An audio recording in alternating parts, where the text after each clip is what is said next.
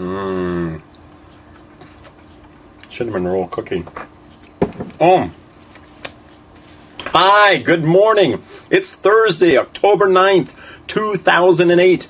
And I'm Marcel Gagne, your host for WFTL Bytes. WFTL Bytes being your occasional daily Linux and FOSS news show. Welcome.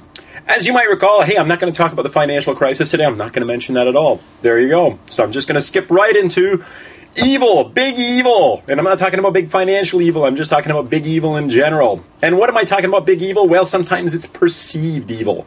As you might recall, yesterday I let you know that the Mono project released version 2.0 of their code yesterday. And today there's an interesting story that I found that follows up on that whole idea by asking this question. Why do we love Samba, which is a technology that reproduces some of the functionality that people found on Windows, but we hate Mono? Why is it that we hate Mono but love Samba?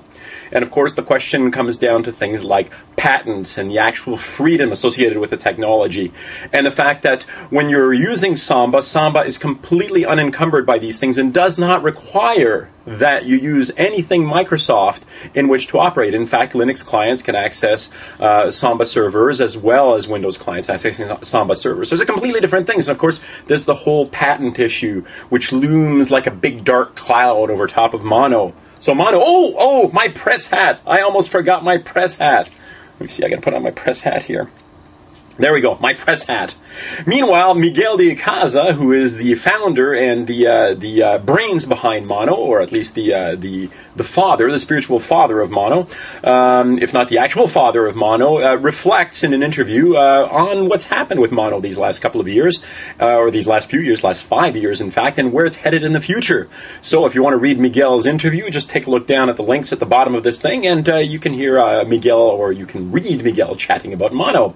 Speaking of perceived evil, or evil with a big E, you might recall we also talked about ODF yesterday and the whole irregularities thing and so forth. Well, Sweden, another country in which you might recall irregularities in the ISO voting process for Microsoft's OOXML.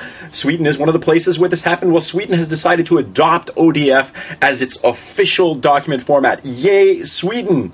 Speaking of OOXML, the Boycott Novell forum/website has leaked the OOXML documentation associated with whole ISO mess.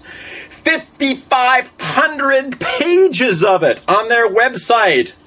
Alex Brown, who is actually one of the guys responsible for the ISO approval of the OOXML thingy, went on his weblog to say that this was a, quote, brazen copyright violation, or words to that effect anyway, but brazen. And of course, the Boycott Novell website basically responded on the whole possibility that they may be sued or chased down and so forth with something akin to, yeah, come get us, go ahead and try.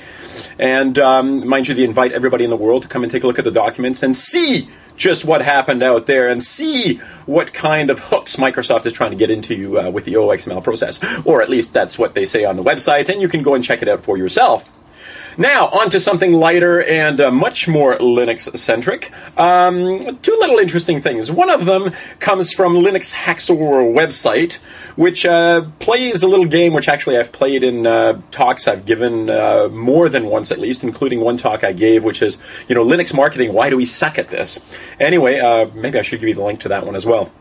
Anyway, they basically go over the year of the Linux desktop, 2008, year of the Linux desktop, 2007, 2006, 5, 4, 3, 2, 1, 1999. It's always the year of the Linux desktop, and we still aren't there yet. So what's the buzz? It's kind of fun. It's kind of cute. It's something to read. And it leads us into my really good news story of the day, which has to do with a new Linux distribution. Yes, another new Linux distribution, sort of. This one based on Ubuntu 8.04 called INX, is not X. Are you ready for this? This has nothing to do with Linux being ready for the desktop, unless, of course, you happen to be the sort of desktop user that doesn't like GUIs, that loves text. It's actually kind of a fun little distro. INX is not X. Brainchild of WFTL member Peter Garrett.